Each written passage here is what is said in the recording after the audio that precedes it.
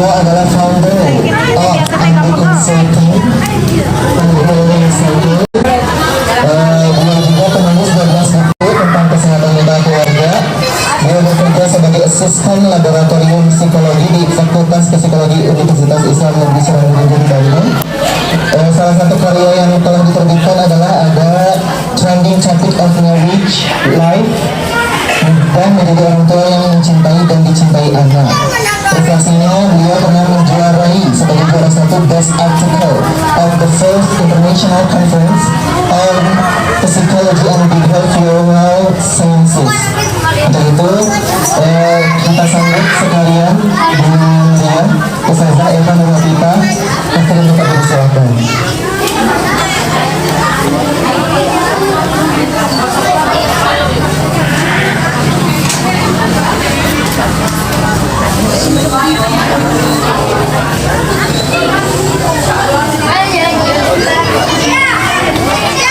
Bismillahirrahmanirrahim.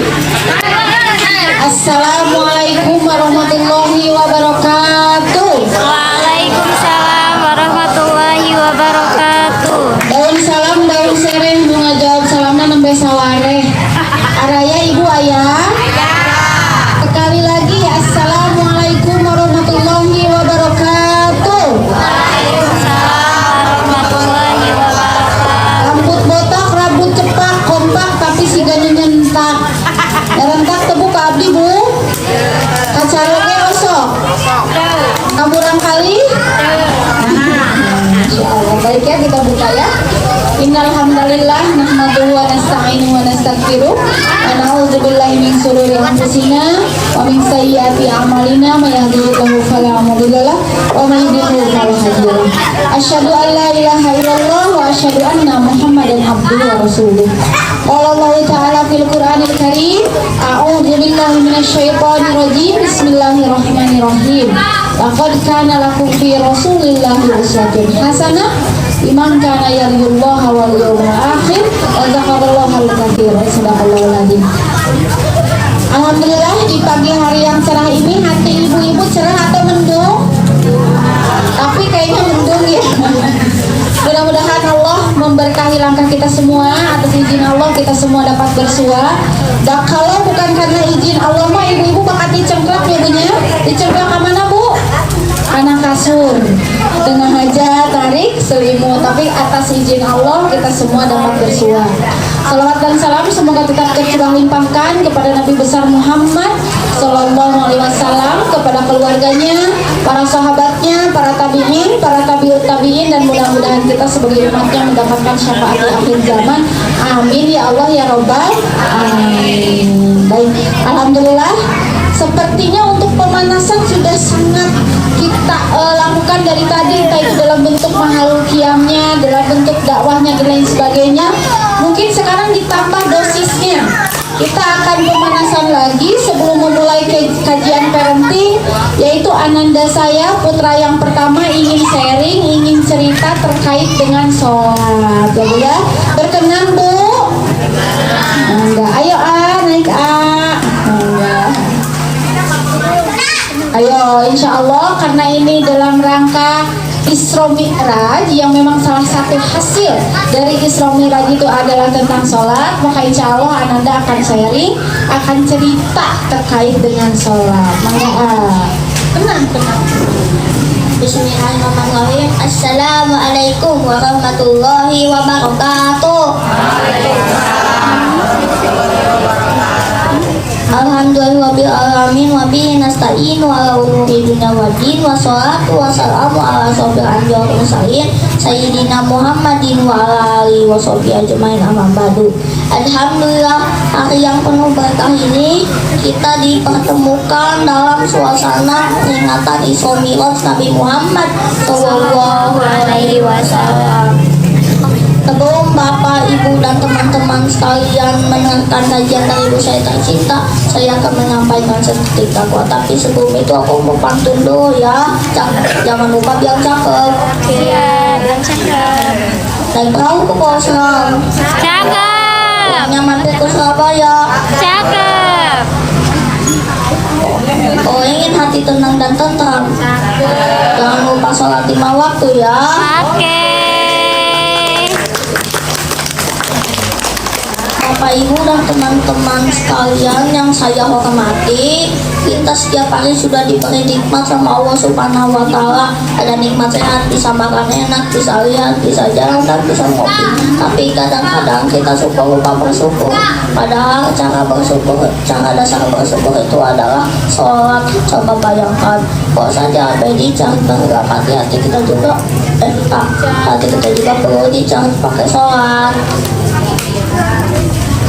Sholat itu bukan kewajiban doang, tapi obat hati, obat stres, rezeki biar makin disayang Allah Subhanahu wa Ta'ala dan suami ya Bu. Inna sholat tanha anil fasai wa munkar. Sesungguhnya sholat itu mencegah dari perbuatan keji dan munkar. Jadi kalau kita jaga sholat, insya Allah hidup kita jadi berkah dan makin disayang Allah Subhanahu wa Ta'ala. Tapi kalau sholatnya ditunda-tunda terus atau ditinggalin, nanti kita bisa keringung tangkai dompet tabungan. Saya mau pantun dulu ya. Beli jamu di pasar Minggu. Jangan lupa sebuah leci. Sholat itu bukan beban, Ibu. Tapi tidak surga yang hakiki. Al-Quran wa mayasturun billahi sabilil haqi sabilil haq wa muwafiq ila aqwamit thoriq. Wassalamualaikum warahmatullahi wabarakatuh. Waalaikumsalam warahmatullahi wabarakatuh. Alhamdulillah beras sekarang mah ya. Gemper Ibu ya. Alhamdulillah. Jadi ini pemanasan bahwa salah satu hasil dari Isra Mi'raj itu adalah terkait dengan sholat. Terima kasih AA. Boleh pulang ya. Nah, ya. Oke, sudah terlampir apa yang akan coba kita sharingkan bersama. Di sini sudah pada semangat, ibu-ibu semangat. Oke, kayaknya masih ngahulung ya teh sepemu kami sesuhun. Sekarang coba duduknya agak menyamping dulu. Jadi ke arah sana dulu semuanya, silakan. Agak rapi dulu ke arah sana, kita akan pijit-pijitan. Mau yang depan atau yang belakang, silakan. Ayo, pemanasan dulu. Pemanasan dulu. Ayo, ke yang di belakang yang agak ke depan. Silakan yang dari belakang pun sama. Kayaknya ngawulung gitu ya banyak. Ya tengah mutan naon, ibu ngemutan cicilan. Ngemutan naon Bu. Coba sekarang yang dari belakang pijit dulu yang depan, silakan. Pijit dulu yang depan. Silakan. Sekarang hujan rintik-rintik kayak gini. Coba hujan rintik-rintik ke punggungnya. Nah. Sekarang hujan angin petir kayak ibu lakukan pas saya saroge bunga Bu. Nah, hujan angin dolar gelap ya punya. Enggak. Hujan angin dolar gelap Bu. Wah, sakali ewang, ayo Bu sakali ewang. Yang sebelah sini ke sini. Oh yang telah sama ibu kok pas angin pengker, enggak.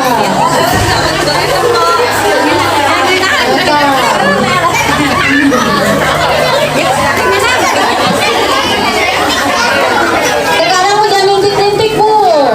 Nah.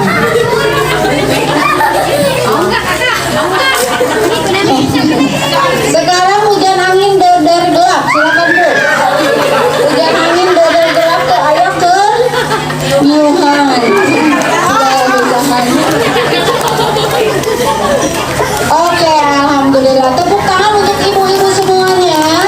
Orang tua yang hadir dalam agenda peringatan Isra Mi'raj yang di sini kita akan coba sharing terkait parentingnya ya. Mangga next slide punten. Oke. Yang pertama, mari kita renungkan bersama terlebih dahulu ya Bu ya.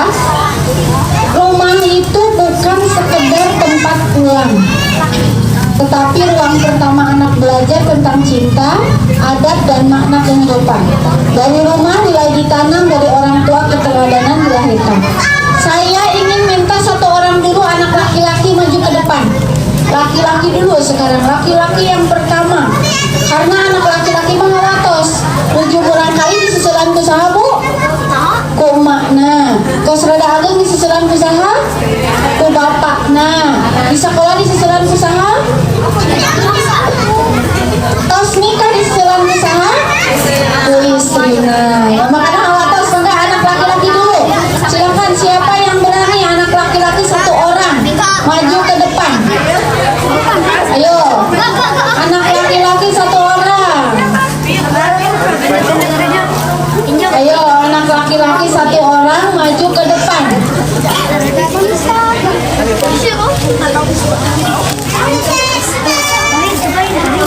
Ayo. Biasanya kan ladies first. Sekarang mah laki-laki dulu. Anak laki-laki, aku mau tahu sebelum ibu-ibu di sini belajar tentang bagaimana cara mengasuh anak, maka kita mulai dulu dari anak laki-laki. Ambu mau tanya nih, ini siapa namanya? Coba lihatnya ke depan. Satria kelas berapa? Satria kelas 4. Nah, ibu-ibu di sini mau belajar cara membersamai anak. Nah, tapi ingin tahu dulu dari hati AA Satria. Menurut AA Satria, senang itu kalau ibu dan bapak ngapain? AA Satria perasaannya senang kalau ibu dan bapaknya melakukan apa pada AA? Senang. Nah, suka senang nggak di rumah? Suka. Kalau di sekolah? Suka. Oke. Senangnya kalau ngapain berarti kalau ibu melakukan ini, kalau bapak melakukan ini, kalau apa?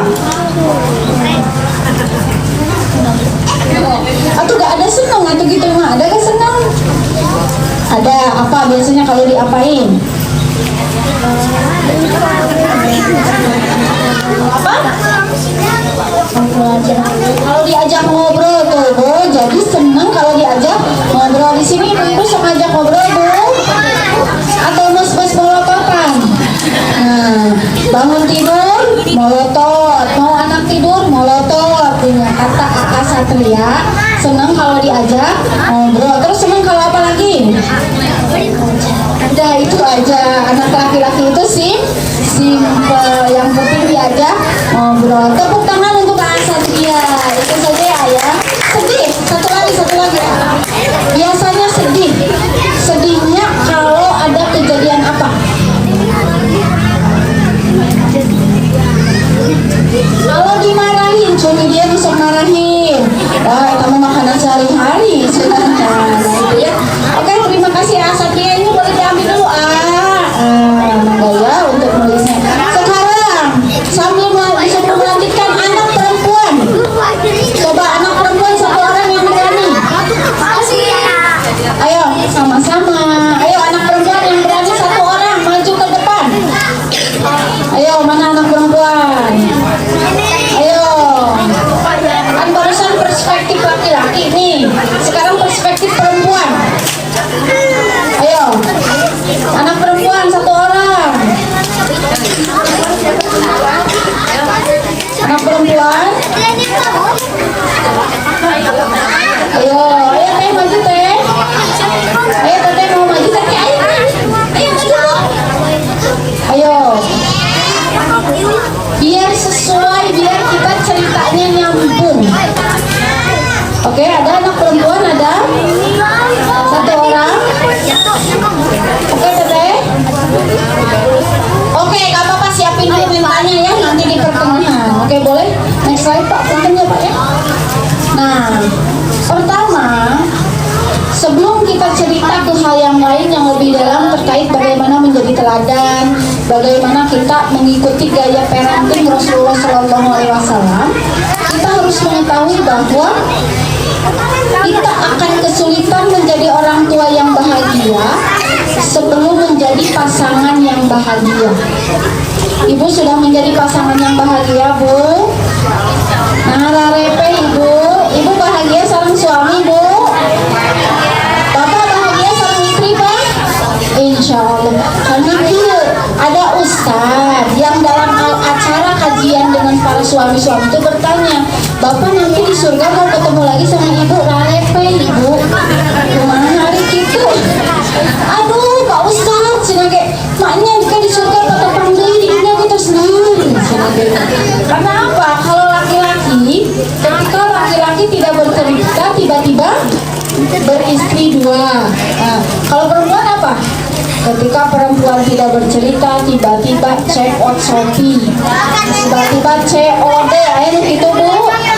Nah ibu kita tanya ya Allah. Nah itulah kita akan kesulitan bu. Kita akan kesulitan menjadi orang tua yang bahagia sebelum menjadi pasangan yang bahagia. Tapi kita pun akan kesulitan menjadi pasangan yang bahagia sebelum menjadi diri yang bahagia. Jadi harus dimulai dengan apa dulu bu? Diri dulu. Diri itu apa bu? Selesai dengan gaya pengasuhan orang tua kita dulu. Barangkali orang tua kita dulu gaya pengasuhannya apa bu? IOC. Orang tua kita dulu gaya pengasuhannya Belanda, anu mes-mes nyandak naon bu?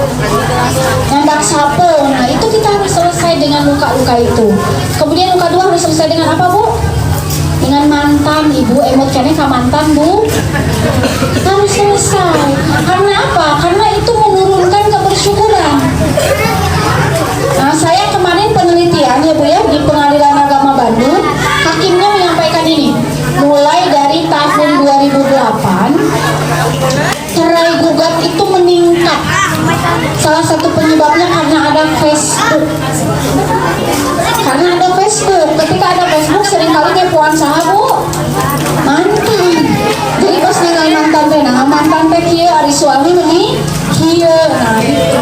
Makanya salah satu alasan cerai gugat tinggi itu karena ada media sosial ya. Nah kita akan kesulitan bu menjadi orang tua yang bahagia sebelum menjadi pasangan yang bahagia dan sebelum menjadi diri yang bahagia. Oke, boleh next slide Pak. Nah selanjutnya, karena temanya itu bagaimana kita menjadi madrasatul ula, bagaimana caranya kita menjadi madrasah pertama untuk anak-anak kita. Kita sudah mengetahui betul bahwa ya ayyuhalladzina amanu ku anfusakum wa ahlikum naron. Di sini itu sebetulnya diperuntukkan untuk suami dulu Pak. Wahai orang-orang yang beriman, peliharalah dirimu dan keluargamu dari api neraka. Sebetulnya ini awalnya diperuntukkan untuk seorang suami yang harus menjaga dirinya dulu, baru kemudian menjaga keluarga. Tapi ibu-ibu oge etate adalah pemimpin. Ibu-ibu tetap pemimpin untuk siapa? Untuk dirinya dan juga untuk anak-anaknya ya. Jadi yang pertama harus kita pahami bahwa sebelum anak-anak masuk ke sekolah gimana dulu bu? Sebelum anak ke sekolah gimana dulu bu? Ya, ibu-ibu araya bu. Nah di rumah dulu bu. Sekolah itu kolaborator. Sekolah itu yang sangat-sangat berkolaborasi membantu kita dalam mendidik anaknya. Tapi tetap yang menentukan adalah rumah. Di sekolah dididik seperti apapun, yang utama adalah di rumah itu harus seperti apa, karena itu adalah madrasah pertama. Ibu tahu kisah Imam Syafi'i. Ibu tahu kisah-kisah ulama besar itu. Siapa yang rata-rata hebat? Siapa yang rata-rata hebat? Ibunya atau ayahnya? Ibunya. Coba bandingkan videonya. Ibu-ibu mah penguasa di mana-mana terus tuh. Di kajian kita kali awal terus bapaknya tidak tuh. Rencangannya aku saham. Karena ibu-ibu penguasa di mana-mana, di jalan siapa penguasanya? Ibu-ibu sen kanan belok kiri. Namun di emutan melotot di payun. Itu ibu-ibu. Di rumah siapa penguasa di rumah? Ibu-ibu. Oke di sekolah, ya sama di sekolah. Ibu-ibu. Oke. Nah ibu-ibu harus dimanfaatkan peran itu. Meskipun ada sisi lainnya, tapi sisi positifnya ibu-ibu itu sangat berperan signifikan di dalam perkembangan anak. Boleh next slide? Nah selanjutnya Ini yang seringkali menjadi permasalahan, Bu. Rasulullah Shallallahu Alaihi Wasallam jelas dalam tadi ayat Al-Quran yang dibacakan tuh apa? Laqad kana lakum fi Rasulillahi uswatun hasanah. Harus menjadi uswah, harus menjadi teladan. Cung, musok nyeselan murang kali ngoprek HP, cung. Cung. Teteh tong ngoprek wae HP, cung. Osok nyeselan. Ari ibuna ngoprek HP teu. Eta masalahna atau calon ibu, gerak ke masjid, ari bapana ke masjid teu. Nah, itu yang sulitnya itu menjadi uswah, jadi teladan karena sejatinya kul mauludi yuladu alal fitrah. Anak-anak kita semua itu fitrah, lahir dalam keadaan fitrah, dalam keadaan suci, dalam keadaan bersih, dalam keadaan Islam, dalam keadaan condong pada kebaikan. Tergantung nanti kita akan menorehkannya seperti apa. Ya, boleh Pak next slide, punten. Nah, ini menjadi penyemangat untuk kita. Saya tanya, ibu-ibu yang sudah menikah 10 tahun, cung, ya, yang dari 10 tahun ke bawah, tuh, dari 20 tahun ke bawah, 30 tahun ke bawah, nu paling suku. Dalin disebut toir teh yang atas suku, sebagainya senior. Ada yang sudah menikahnya 40 tahun ke bawah. Tuh, 40 tahun ke bawah. Ada? Ibu, Masya Allah ya. Oke, Ibu, kalau Ibu balik lagi ke 20 tahun yang lalu, saya tanya Bu Cucu ya Bu ya. Ibu masih mau menikahi suami Ibu? Mau, Bu. Anu lainnya repeh. Ibu, kami Ibu ke 20 tahun yang lalu, Ibu masih mau menikahi suami Ibu? Insya Allah, repeh barangnya. Nah itu, jangan sampai kayak di ayat ini lah, in syakartum la azidannakum wa la in kafartum inna azabi lasyadid. Jangan-jangan kita tidak bersyukur atas apa-apa yang telah Allah berikan lewat suami. Nah, jarang kan di sini sudah jelas kalau kita bersyukur Allah akan menambahkan apa? Nikmat. Tapi kalau kita tidak bersyukur Allah akan menambahkan azab yang pedih. Nah, jadi semakin kita bersyukur, alhamdulillah, alhamdulillah. Ibu terkenging nonton drama Korea. Cuma masuk nonton India, ayah nonton India. Nonton drama Korea, jadi pasti nggak suami kayak sebekicil gitu. Nah, jangan-jangan kita kurang bersyukur, bahkan kita terus-menerus mengeluh. Aduh, namun baheula teh jeung si Aa mah, mun baheula teh jeung si papa mah bener mamah teh, dan lain sebagainya. Jangan-jangan kita selalu merasa sulit karena kurang bersyukur. Ya, termasuk masalah ananda kita. Ibu pernah main ke rumah sakit poli kesehatan jiwa atau poli bagian spesialis anak. Tinggal Bu anu ngantri murang kali Bu. Tinggal murang kali anu ngararantri ketumbuh kembang anak terus Bu. Itulah kenapa kita harus bersyukur memiliki anak yang sekarang. Banyak di luaran sana yang ngantri berjibun berjam-jam untuk anaknya inilah itulah dan lain sebagainya. Jadi ketika ibu memiliki anak yang sehat, anak yang soleh, anak yang baik-baik saja, jangan-jangan kita selalu merasa sulit itu karena kita kurang bersyukur. Saya tanya Bu, ibu menuju good, tujuh HP-nya baik, anak melakukan kesalahan besar, ibu kumaha? Biasa aja, ya. Tapi kalau ibu lagi bad mood, anak melakukan kesalahan segede titik, ibu kumaha? Oh, ibu ngeheng, ibu saheng tiga nampu. Nah, jadi itu. Jadi anak itu pada dasarnya netral, tergantung bagaimana kita orang tuanya ya. Oke, boleh next slide Pak, punten. Nah, selanjutnya ini juga Bu. Barangkali di antara kita ada yang sedang merasa sulit, ada yang sedang merasakan mendapatkan ujian yang begitu berat. La yukallifullahu nafsan illa wus'aha. Allah itu tidak akan memberikan ujian di luar batas kemampuan hambanya. Sekarang kita masuk ke masalah rumah tangga ya. Ada yang suaminya bagel, ayah, ekonominya lancar, ayah, mertuana bagel, ayah.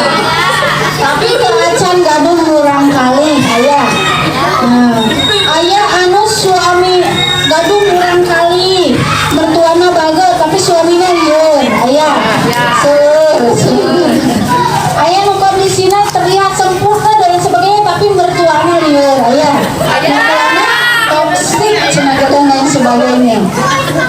Ada yang kayaknya sempurna tapi ternyata anaknya anak yang memang spesial, yang membutuhkan kesabaran dan lain sebagainya. Ada bu? Ada banyak. Artinya semua orang itu memiliki ujiannya masing-masing. Tapi yakin bahwa Allah tidak akan memberikan ujian di luar batas kemampuan hambanya. Makanya dalam rumah tangga ibu tong ngaliwaini kita Willy ibu. Kita Willy man nyetrika oke bahagia, nyetrika teh healing. Hari ibu-ibu mah nyetrika teh kumaha bu? Anakan deui, incuan deui. Itulah. Jangan kita membandingkan, mengcompare kehidupan kita dengan orang lain. Apalagi kehidupan selebriti, mas-mas dengan sinetron. Apalagi sareng film naon bu pamili teh Ikatan Cinta ya kan Ikatan Cinta. Oh terus tamatnya itu macam. Nah, itu sangat beda. Karena apa itu hanya yang diperlihatkan lewat media. Realitanya belum tentu gitu ya. Oke, next slide Pak. Nah, baru kita akan masuk ke caranya.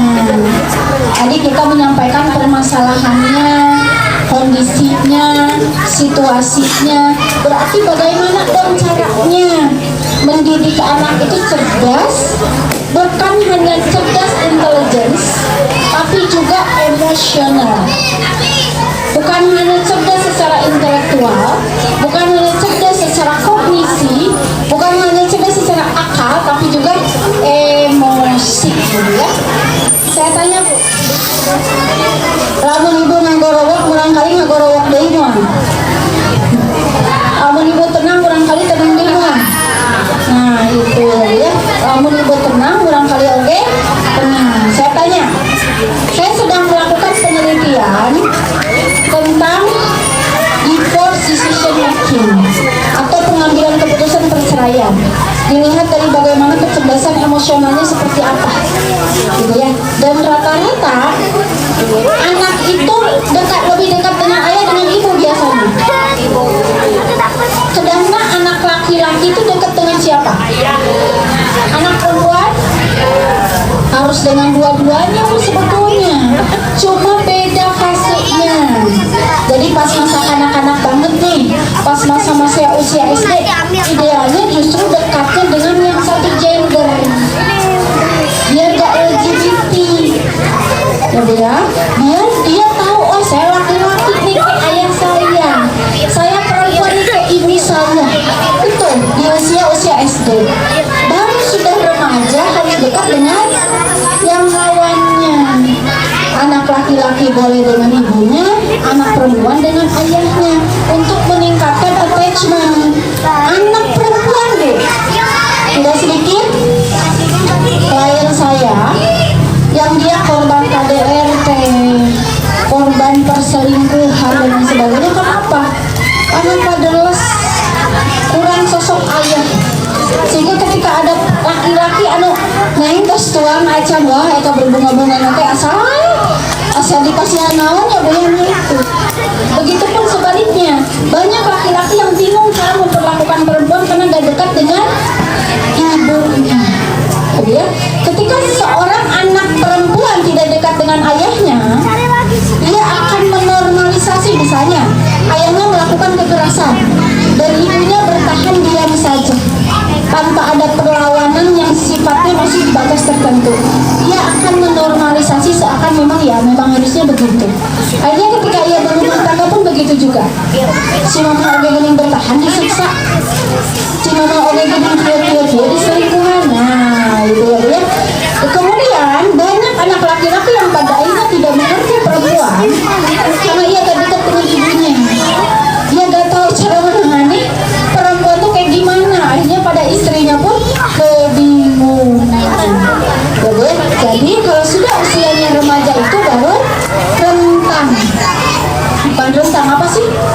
Rawan. baru lawan dengan lawan jenis. Anak perempuan dengan ayahnya harus dekat, anak laki-laki dengan ibunya. Ya, boleh next slide Pak Punten. Nah selanjutnya Bu, ini kayaknya ibu-ibu masih agak bingung pegang dengan sebenarnya. Boleh semuanya dikeluarkan HP-nya Bu. Silakan HP-nya dikeluarkan, kita akan intermezzo dulu sebentar ya Bu ya. Silakan HP-nya dikeluarkan, dibuka kameranya. Dibuka kameranya. Silakan dibuka kameranya. Ya. Oke, dibuka kameranya. Sudah. Sekarang lihat, kita akan ngaca lihat wajah ibu dengan berbagai ekspresi. Biar ibu teh milih. Abdi teh kamurang kali teh kieu. Abdi teh kat suami teh kieu. Ingat Bu. Pertama ibu ekspresi marah. Coba Bu, lamun marah ka anak tawa ka cowok kumaha. Sok ibu tong action hanya marah sampai sorry. So, kalau marah ke suami atau ke anak wajahnya kayak gimana? Coba. Jepret, coba. Nanti kita bandingkan. Udah Bu marah Bu? Sekarang kalau sedih. Kalau sedih karena akhir bulan. Karena mau ngajajarna ayo we pati murah. Perjuangan. Soekarno Hatta terus ke araya. Nah, sedih mana Bu sedih Bu? Coba jepret sedih. Mukati lo. Ibu dalam kondisi lelah. Coba. Yang ketiga ibu dalam kondisi lelah. Coba. Baru yang keempat ibu dalam kondisi bahagia, senang, percaya diri, bangga pada diri ibu kayak gimana? Coba Bu. Coba. Ibu nu gelis di mana Bu? Nu ka hiji, ka dua, ka tilu, ka opat nu gelis. Tapi nu dilakukan nu mana nu pangselingna eta pertanyaanna. Nu ka hiji. Ibu, kenapa di Indonesia ibu-ibu zaman ayeuna seueur nu hoyong operasi plastik?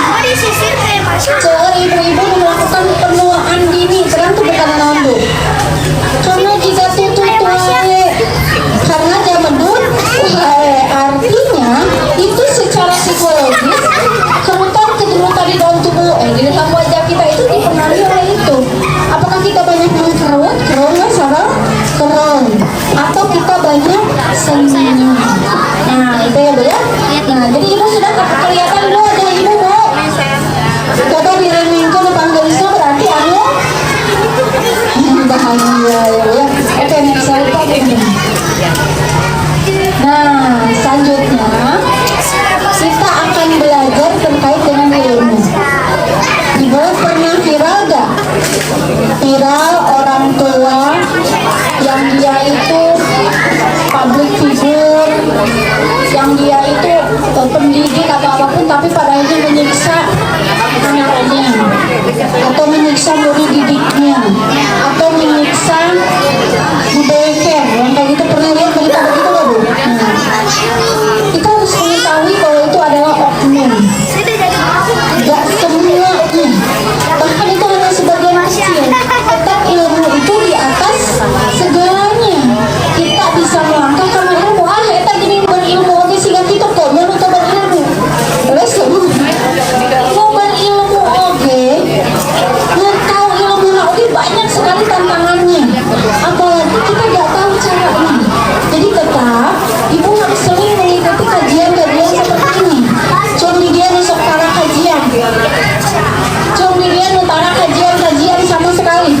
Cung mau di YouTube atau secara langsung atau apapun, cung nutara kajian. Cung nusuk kajian. Nah ada penelitiannya begini Bu. Ibu-ibu yang sering kajian itu lebih sehat mental. Kenapa? Bukan karena nambah ilmu, dari ilmu nama gitu-gitu remeh. Rukun Islam, rukun iman, cuma lebih dijabarkan, lebih detail satu persatu. Cuma kenapa lebih sehat mental? Karena dicas. Jadi kalau ada masalah dengan suami, ada masalah dengan anak dan lain sebagainya, jadi dicas. Ketika ibu-ibu ngumpul dengan yang lainnya, tapi harus gibahnya Bu ya. dipikir-pikir gibah, tapi dicas. Ketika dicas refresh deui, aya masalah deui dicas, deui aya masalah dicas, itulah kenapa ibu-ibu majelis taklim lebih sehat secara mental ya. Boleh next slide Pak.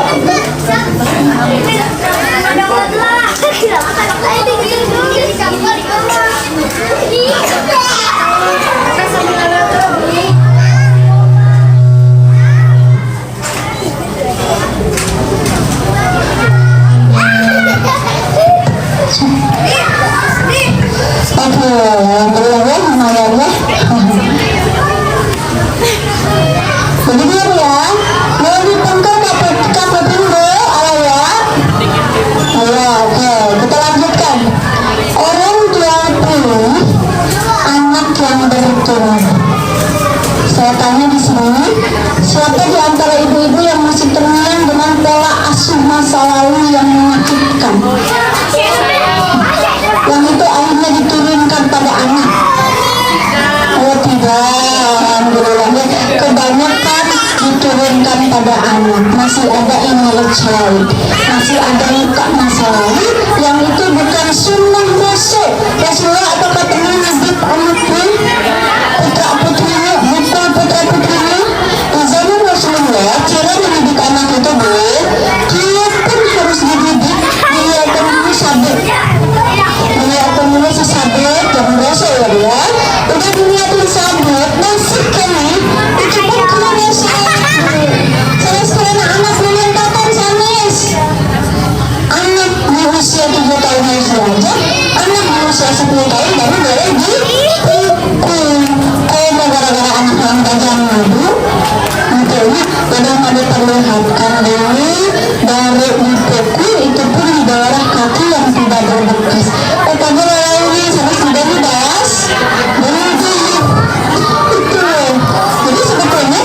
Generasi yang menggunakan kekerasan itu generasi Sunan Rasul atau generasi Belanda? Generasi Belanda, ada atas ada bawah. Jadi orang tua harus selalu di atas, tidak ingin mendengarkan cerita anaknya. Suami harus selalu di atas, tidak ingin mendengarkan cerita ibunya. Satu lagi, ibu esok nyeri kepala bu, esok udah hari ambil sakit kepala, terus harus ke suami, ya udah nyeri kepala, ibu bergerak kumaha, ini siapa? Ibu udah tahu belum solusi kalau sakit kepala? Nah udah tahu, kalau sakit kepala itu minum obat, kalau udah beberapa hari baru ke dokter. Tapi kenapa tetap bilang pada suami? Karena perempuan itu berbicara itu adalah solusi. Untuk perempuan itu berbicara itu adalah solusi. Karena otak bahasanya itu kanan dan kiri. Lalu untuk bicara langsung ibu menistakan. Nah, jadi yang dibutuhkan itu bukan solusi, tapi kunaon menistakan. Kalau dipencetan itu yang dibutuhkan. Bukan solusi yang begitu, karena itu sudah tahu. Tapi bapak-bapak sadar benar, mengenai masalah begitu. Dan ayah masalah bapak-bapak diam dulu. Kalau sudah ada alternatif solusi, baru disampaikan. Itu yang bedanya. Ya, dan itu seringkali menjadi konflik yang pada akhirnya berpengaruh pada tumbuh kembang anak. Cuma dia rusak pasal sering caranya di depan anak. Para salah, para salah. Anak-anak tidur atau sampai ambil sudah tidur. Jawabannya adalah idealnya kita tidak boleh berantem di depan anak. Tapi kalau udah tanggung, kagok, berantem di depan anak kita harus tahu. Harus diperlihatkan cara berdamai. Jadi ada anak tahu, oh ibu tuh kalau berantem itu berarti kayak gini. Gitu ya. Nah itu berpengaruh pada tumbuh anak bu. Kalau anak sering melihat kekerasan, sering melihat kawan gede-gede, itu akan berpengaruh pada tumbuh kembangnya. Baik, saya lihat tidak. Seringkali masalah anak itu bukan dari anaknya, tapi karena kata orang tuanya ada sampai mulai sampai. Nah,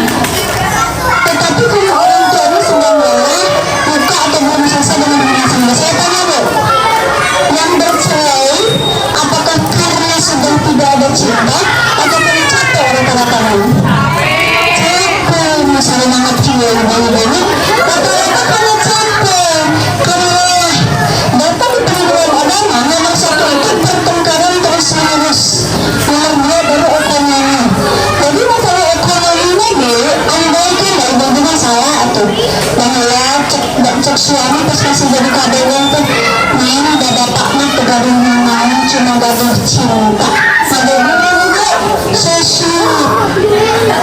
Nah jadi aku tuh akhirnya lebih ke ayah masih dapet lalu adalah pemikiran main dan cintanya dalam pandangan akhirnya kalau jalan-jalan untuk ke ayahnya oleh sebut cintanya kemana akhirnya begitu ya dia masalah ekonominya bisa selesai. Rata-rata perempuan itu bisa sangat menerima itu, tapi proses psikologisnya dalam menyelesaikan masalah itu yang seringkali menjadi masalah dan itu berpengaruh pada tumbuh kembang anak. Kemudian Islam mengajarkan sabar dan perbaikan diri. Ketika orang tua belajar mengelola emosi, saya semangat lebih mudah. Dalam hadis dijelaskan, orang perempuan itu adalah orang yang pandai mengelola emosi, bukan orang yang pandai berbuat. Oke, boleh menonton. Oke, maka sekarang kita masuk pada sekolah. Ide di dalam hati ibu yang paling dalam. Apakah ibu sudah merasa dalam mendidik anak itu sudah berkolaborasi dengan sekolah atau masing-masing? Masing-masing. Sekarang kita mulai berkolaborasi. Jangan sampai begini. Ketika anak di sekolah kan udah itu urusan sekolah. Gitu ya. Kenapa ada seorang ulama yang menyampaikan begini? Dari mulai gerbang sekolah masuk, di saatnya dia berharap sudah disalurkan oleh orang tuanya. Ketika anak masuk rumah, berharap anak sudah disalurkan oleh gurunya. Akhirnya pandai. Maka sekarang adalah waktunya untuk kita berkolaborasi karena sekolah ini adalah rumah kedua anak kita. Yang pertamanya adalah rumah kita sendiri. Jadi tetap yang pertama itu adalah rumah, namun nggak bisa.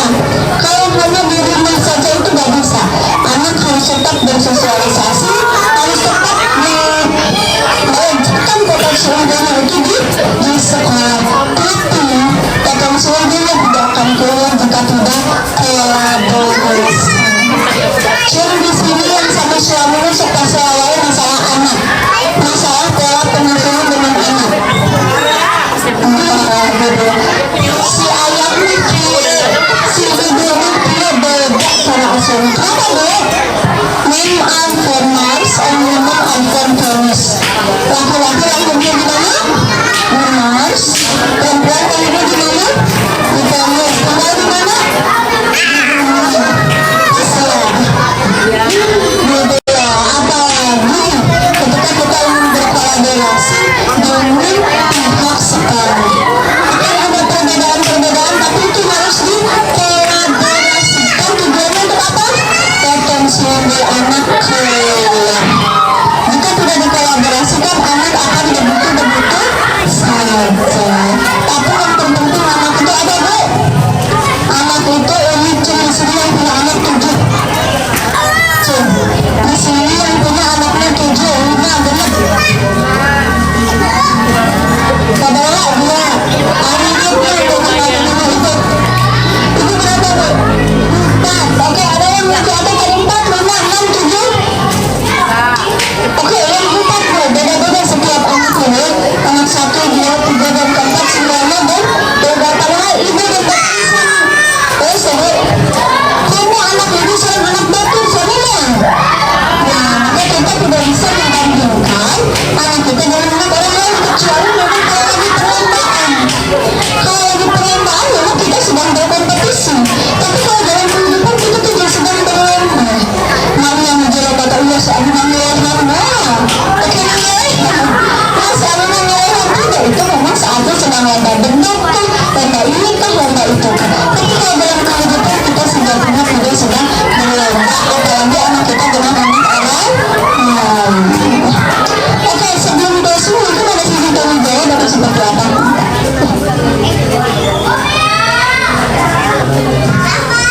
Terima kasih kepada Ibu Ustazah Elsa Muhammad. Selanjutnya mungkin di antara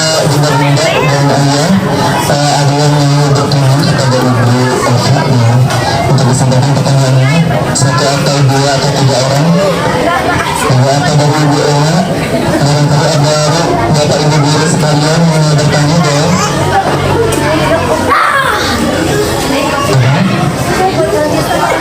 Bunda-bunda ada yang mau bertanya?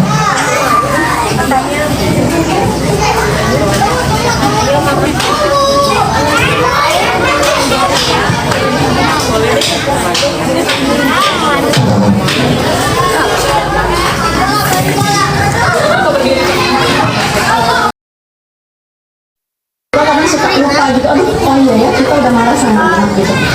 Terkadang marah sama anak itu juga kita tuh apa namanya keinget gitu Bu, kalau misalkan di masa lalu kita memang punya ada inner child gitu, ada luka. Nah jadi pertanyaan saya itu bagaimana kita sebagai orang tua di zaman anak-anak Gen Z ini, bagaimana kita apa namanya untuk mengatasi mengatasi apa namanya agar kita tidak menurunkan si inner child ini kepada anak-anak kita gitu. Terima kasih.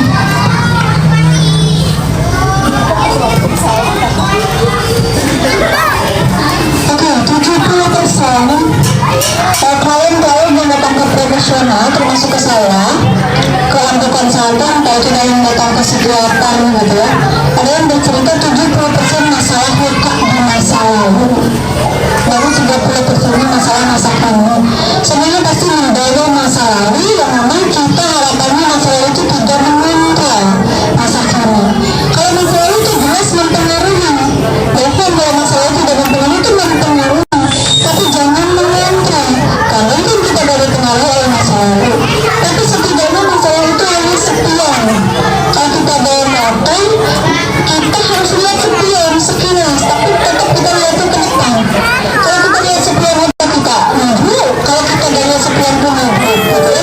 Itu yang sedang utuh. Kemudian gimana dong caranya kita memutus mata rantai itu? Kita harus mengenali diri begini. Kalau kita masih bisa mengendalinya sendiri, maka bisa healing mandiri tanpa bantuan profesional. Artinya cirinya seperti apa yang dia bisa mengendalikan? Ketika dia melakukan hal yang sama yang kita menyakiti, dia langsung mulai beristighfar, dan dalam jangka waktu yang lama dia terus healing mandiri, entah dalam bentuk karena sembuhkan, entah dalam bentuk kepala melepaskan, entah dalam bentuk botol trauma, kita menyelip diri kita dan sebagainya. Kita pulih bisa, meskipun nanti naik lagi, tapi akan bermindai terus menerus, akan berkurang. Artinya kita bisa healing mandiri tanpa bantuan profesional. Tapi kalau kita sudah melakukan healing mandiri dalam jangka waktu yang lama, makin mau gejalanya semakin parah, maka itu jelas harus dibantu oleh profesional yang tentu harus melakukan beberapa sesi terapi. Salah satunya inner child terapi, forgiveness terapi, terapi pemaafan. Prinsipnya untuk betul-betul memaafkan orang tua kita. Tidak ada cara lain selain memaafkan, tapi tidak mudah. Kenapa tidak mudah? Karena kita belum paham 5 prinsip pemaafan. Satu, memaafkan itu bukan berarti melupakan. PT dan kita semua tidak akan pernah lupa hal yang terjadi di masa kecil. Kalau yang saya banyak yang sudah lansia 70 tahun ke atas, dia udah lupa kejadian ketika usia 7 tahun. Artinya kalau kita berpikir memaafkan melupakan tidak akan hayat, artinya kita tidak akan memaafkan, karena kita tidak akan pernah lupa. Tapi ciri yang sudah memaafkan, tas ingat menjadi biasa, tas ingat tidak melakukan pada anak, itu cirinya sudah memaafkan. Tapi tas ingat menjadi berubah-ubah, misalnya mengebuk, asalnya dengar, ini yang dan sebagainya, artinya dia memaafkan. Ciri yang kedua, prinsip yang kedua, memaafkan itu untuk kenyamanan diri kita, bukan untuk orang tua kita, tapi untuk diri kita. Kalau untuk orang tua kita rasanya kadang-kadang untuk orang lain itu dia udah menyakiti, kita harus memaafkan. Tapi kalau untuk diri kita sendiri itu biasanya lebih mudah. Dan yang ketiga, memaafkan itu bukan berarti kita menormalisasi, bukan berarti kita membenarkan perilaku tersebut. Itu membenarkan gak kekerasannya, itu membenarkan gak perilaku yang itu tidak baiknya. Tidak, tapi kita memilih untuk memaafkan, tapi tidak membenarkan. Kalau membenarkan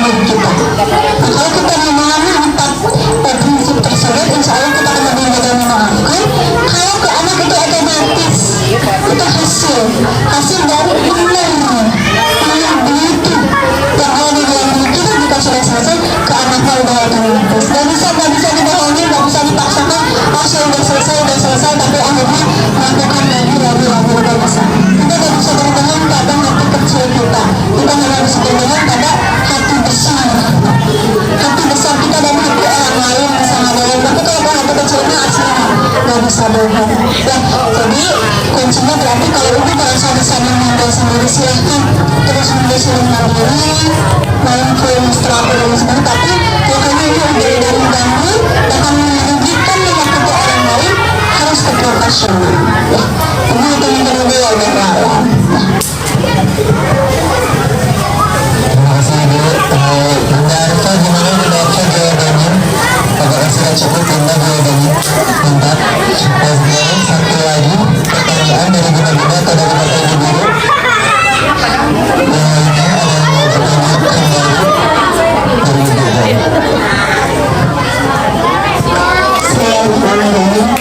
Alhamdulillah kita sudah mendengar sedemikian banyak hal-hal yang sangat penting terutama untuk kita sebagai orang tua mendidik anak-anak kita begitu jadi yang lebih baik yang bisa keluarkan dari si dan baiknya gitu. Nah barangkali kita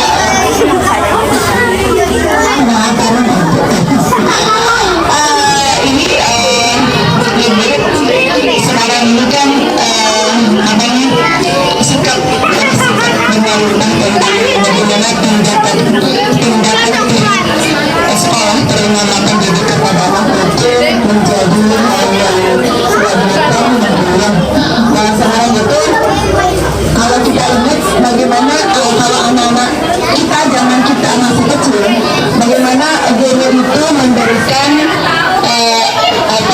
punishment itu kan lah ya katakanlah untuk pelanggaran-pelanggaran yang dilakukan oleh anak didik itu.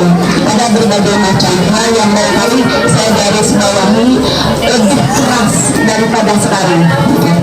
Nah kalau sekarang ini kan guru itu rada slim gitu.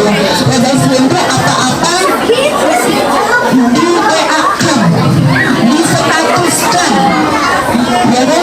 Apa-apa dibeja-beja gitu, apa-apa dilaporkan.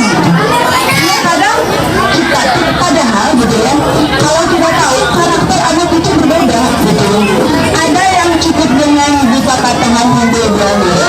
Ada yang memang harus dihukum dalam misal keliling lapangan berapa kali so kamu push up gitu atau gimana gitu ya, atau dihukum berat di depan. Jadi ada gitu oh mau lagi dilakukan seperti itu oleh gurunya sehingga kapok gitu. Kalau sekarang mah kayaknya pertanyaan abang hukumannya itu cuma peringatan, dinasihati gitu, paling banyak dipanggil orang tua seperti itu. Jadi kalau menurut saya kan udah tua mengalami beberapa yang sudah generasi sekarang itu sudah agak aneh. Jadi saya juga terkadang berbeda dengan hadir sekarang ini datang diumumkan kemudian pada akhirnya tindakan dari pihak pemerintah terutama yang itu kayaknya jadi nama sekarang kayak tercoreng hanya karena sesuatu yang sebenarnya menurut kita sesuatu hal yang wajar, padahal tidak mungkinlah guru itu memberikan hukuman atau peringatan kepada anak jika anak tidak berbuat kesalahan, dan padahal kita melihat hukuman itu sebatas saja itu mudah-mudahan bisa memperbaiki kondisi anak. Nah bagaimana ini dari sikap orang tua juga kadang ada yang jangan berbaduan ya, ada yang seperti itu juga kan, jadi memang agak dilema ada masalah tentang hati sampai tanda akan hukuman terhadap anak dengan terima kasih. Oke, ini seringkali menjadi dilema. Kedua, seringkali menjadi dilema berarti sekolah juga berhubung orang tua. Yang utamanya adalah sebetulnya hidup kita itu juga akan terletak dari reward and punishment. Tapi dalam aturan itu ada surga, ada neraka.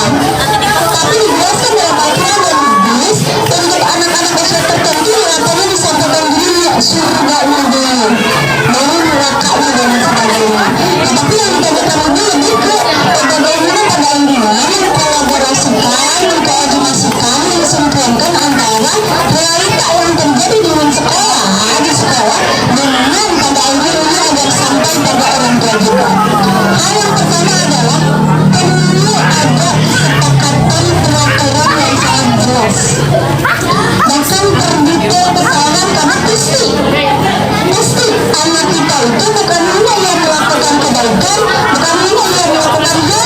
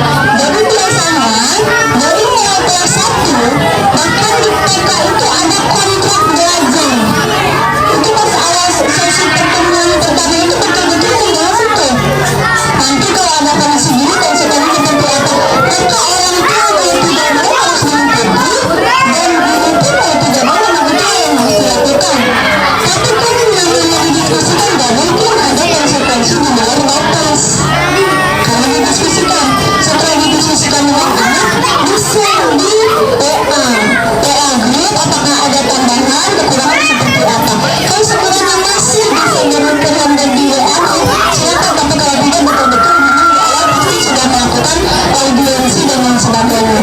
Itu memang kadang-kadang untuk menjaga hal yang tidak berguna harus sangat detail. Dalamnya harus sangat detail, perpustakaannya, peraturannya ini harus sangat detail. Karena kalau tidak detail, memang orang tua bisa menjadikan alasan kenapa ada konsekuensinya.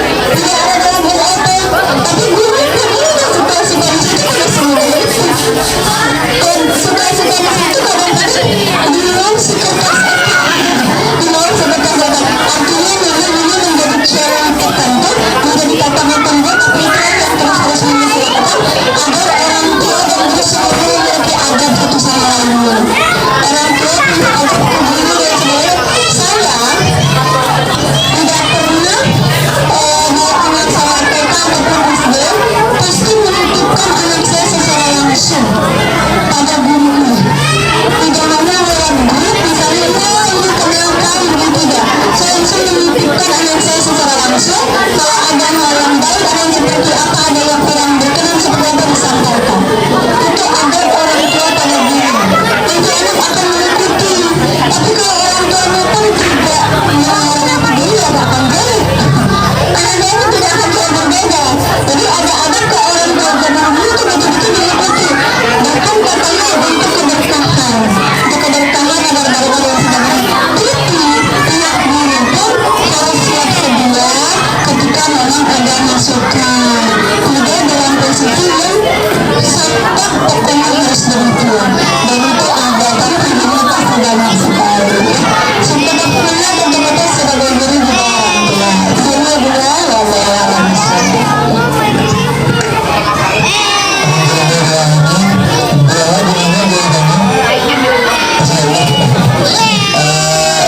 Mungkin cukup sekian sesi sharing kita, Bu.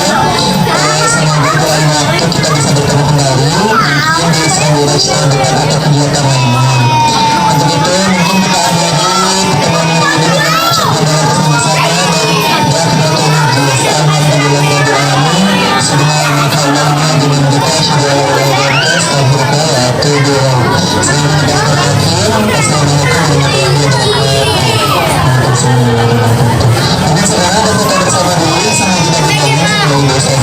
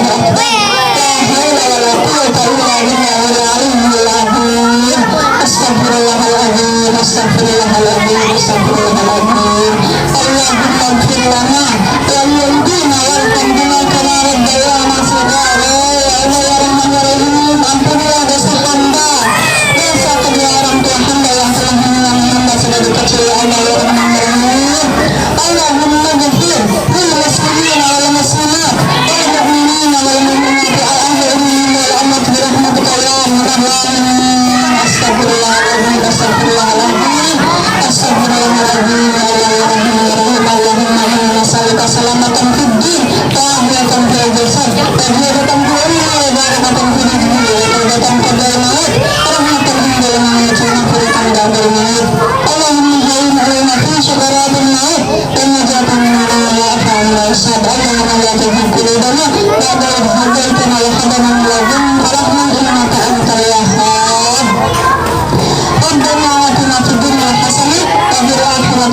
akhirnya ibadahnya subhanallah rabbil izzati amma yasifun wa salamun ala mursalin walhamdulillahi rabbil alamin. Bi barakatil Quran al-Fatihah. A'udzu billahi minasyaitonir rajim. Bismillahirrahmanirrahim.